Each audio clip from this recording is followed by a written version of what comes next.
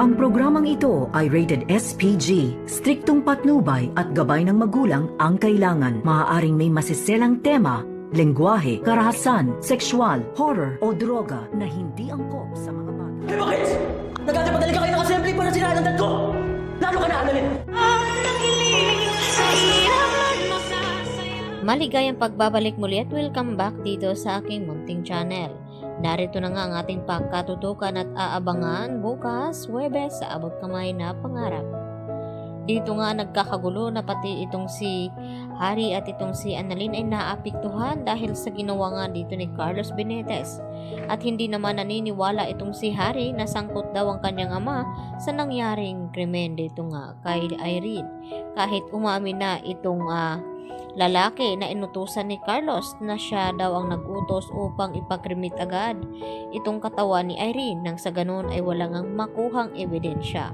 At dito nga na alam na nga ni Annalyn na itong si Carlos ang gumawa noon kung bakit hindi daw ipinaalam sa mga kamag-anak ni Irene ang dapat na gagawin dito kay Irene. At dahil dito mas tumitindi naman ang away dito ni Annalyn at Harry.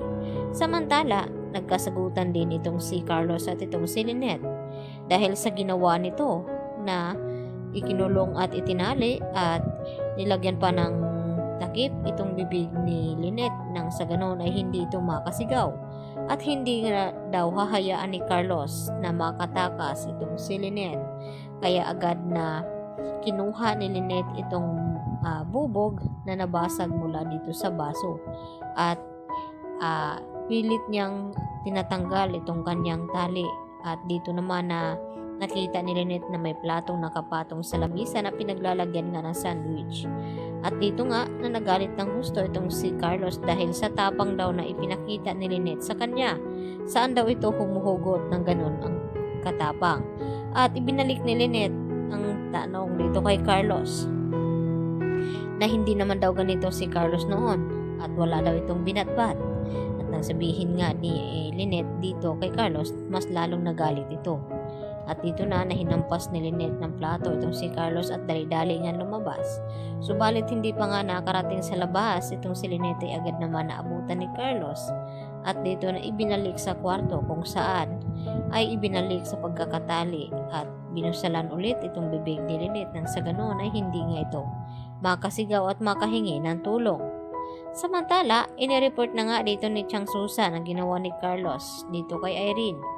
At nagtawag naman itong sina RJ ng media upang mananawagan na kung sino man daw ang mga nakakilala dito kay Carlos ay ipagbigay alam at kung sino ang may tinatawagan nga ni Carlos ay dito naman na kontakin sila at ito ang hindi nagugustuhan ni Harry.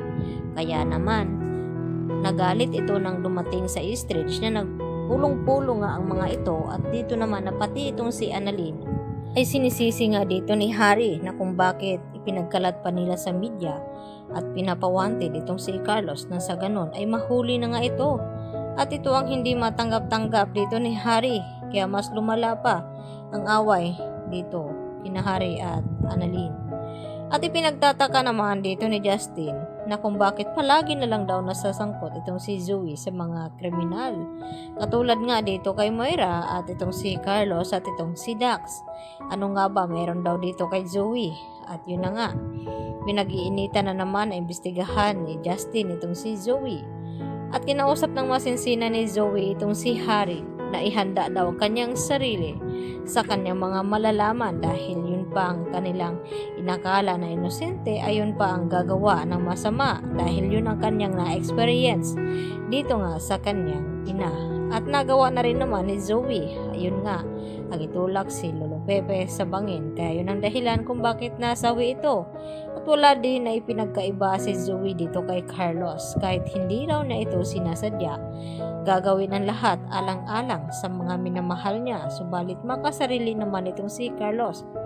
Dahil pati itong si Lynette ay kanyang idinamay, kaya yan naman ang ating pakatutukan at aabangan bukas dahil kung makakaligtas pa nga ba't makakawala itong si Lynette dito sa mga kamay ni Carlos at kung mahahanap rin ng mga pulis kung saan nagtatago itong si Carlos Benitez.